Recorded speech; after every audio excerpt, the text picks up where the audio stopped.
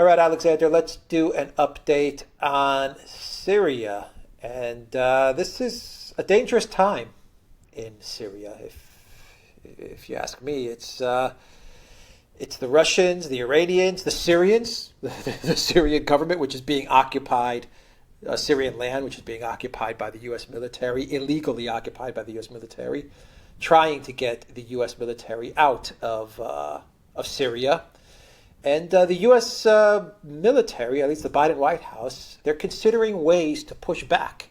They're considering actions to take against the Syrian, Russian, Iranian efforts to get the U.S. out of the territory that they illegally occupy. So everyone's focused on Ukraine, rightly so, as we are focused on the conflict in Ukraine. But Syria is entering a very dangerous phase right now, and the part that worries me is that the Biden White House and the Pentagon seems to be doubling down on their illegal occupation of Syrian territories. You're absolutely right. This is exactly what is happening. I mean, the Russian Air Force, which is, of course, present in force in Syria, is now becoming much more active, and apparently it's bringing down American drones. This isn't widely publicized, but it is apparently happening. The Syrian army is now pushing very hard against various insurgent groups in northern Syria. And as you absolutely rightly say, there is now increasing military pressure on this remaining territory, which is occupied by the United States in eastern Syria, where, of course, a lot of Syria's oil is located.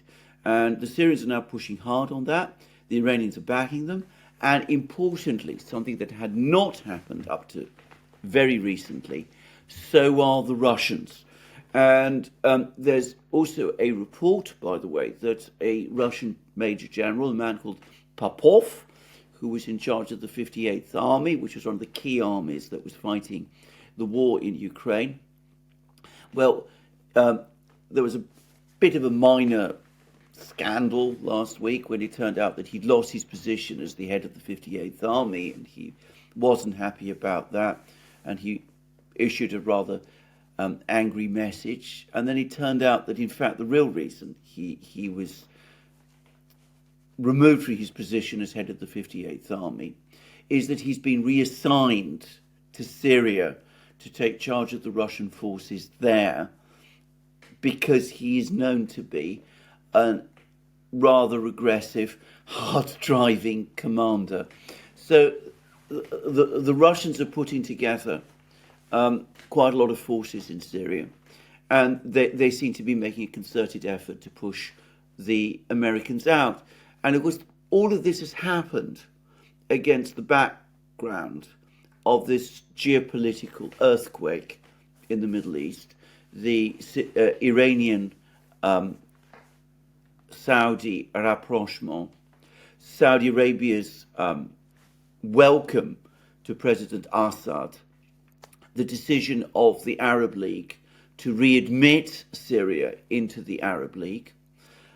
And of course, that means that for the Arab states, what those American troops in eastern Syria are now occupying not just Syrian land, but Arab land. And that means that the Syrian government, and no doubt the Russians, feel that they have the backing of the Arab states in this very hardball game that they're playing with the Americans. So the US has a difficult decision to make. Does it push back? Does it risk getting involved in a direct clash with the Russians? Or does it pull its troops out? Well, entirely predictably, as you absolutely rightly say, they're doubling down. They're sending more troops there, reservists apparently, not combat troops. They're apparently dispersed in too many places to send those kind of troops.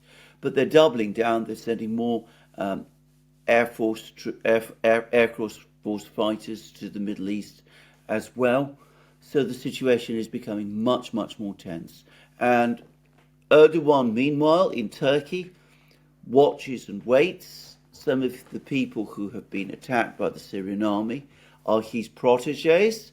He's also had to swallow the fact that the Russians vetoed recently at the Security Council, the UN Security Council, the renewal of the use by UN humanitarian convoys of a crossing point into northern Syria, which is controlled on the Turkish side of the border by the Turkish military and on the Syrian side of the border by Turkish-backed insurgents.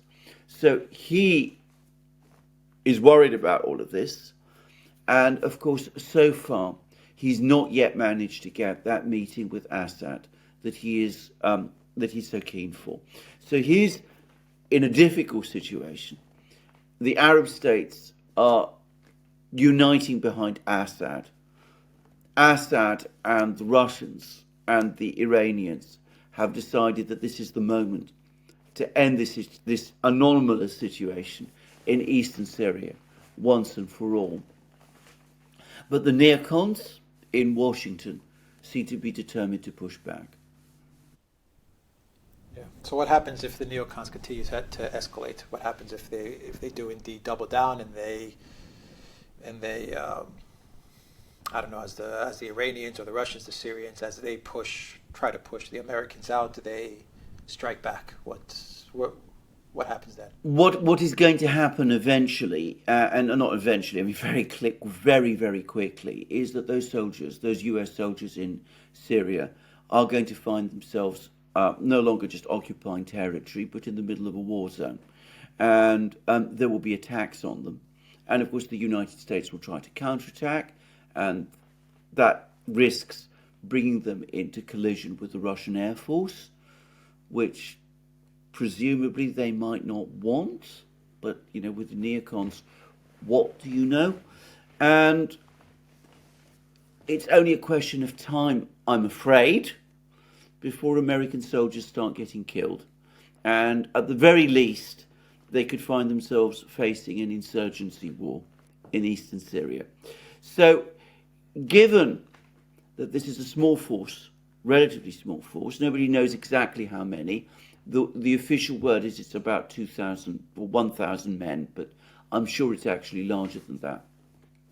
But given that it's a small force and that it's relatively isolated and that the surrounding region is becoming increasingly hostile, and bear in mind, I was talking about Erdogan, but he is not happy about the American troops there because the regional backers of those American troops are the Kurdish militias, who Erdogan is opposed to. So the neocons risk dragging the United States into another Middle East conflict, but this time one in which US troops, isolated, relatively few in number, risk being in a position of severe military disadvantage. It's a good way for the neocons to shift focus away from the failure that is Ukraine and to shift it onto to the Middle East and to Syria, which they may feel is a conflict that they can win. Yes. I'm trying to get into the minds of the neocons. They Yes. may feel like they have an advantageous position in the Middle East, and they may also look at it as a way to open up another front against Russia. Yes. They may look at it from that perspective as well. You know, Yes. they're always looking at things in terms of a big chessboard, and they may see that they're accomplishing multiple things at once by bogging down the U.S. into a conflict in Syria. That's exactly what they might think. But of course, the risk is that they're not just miscalculating it, but that they're reading this thing the wrong way round. No less a person than Secretary Blinken has admitted that one of the reasons the US pulled out of Afghanistan was because they didn't want US troops in Afghanistan to be at risk of retaliation from the Russians in the event of a crisis in Ukraine. This is hardly controversial anymore. Well, what has happened is that US troops in eastern Syria are also potentially now finding themselves hostage to a crisis, the crisis in Ukraine, but also to a further crisis in the Middle East. Biden said that he was going to end the forever wars. This was one of his justifications for pulling out of Afghanistan. He risks dragging the United States into another forever war in eastern Syria at a time when, as I said, the mood in the Middle East amongst the Arab states is hardening against the US. So it's what you've described is exactly the thinking that many of the neocons, I am sure, will have. We've got things are not going well for us in Ukraine. Let's focus instead on the Middle East. Besides, the Middle East is an area where we're hugely emotionally involved in. It was our original stamping ground. And besides, we can win here. We may not be able to win in Ukraine, but we can win in the Middle East. But the risk they run is that it will not just turn out otherwise, but it will turn out the opposite way to the one they think. But with the neocons, because they discuss these things with each other and never really seek outside advice, they make these mistakes all the time, and they get carried away with their own chessboard strategies. And I think you've described the way they're approaching this issue very well. Yeah. Okay, so the final question is, can Russia or Iran, for that matter, handle this conflict if it does turn into a conflict? Are they capable of handling this? Well, this is a very, very good question because, of course, I don't know the size of the Russian forces in Syria, but I'm sure that they're not enormous because, of course, bear in mind that the Russian Air Force in Syria is also, there must be some people in Moscow who are saying, why do we have aircraft in Syria now when we need them in Ukraine? So it's a diversion for them too.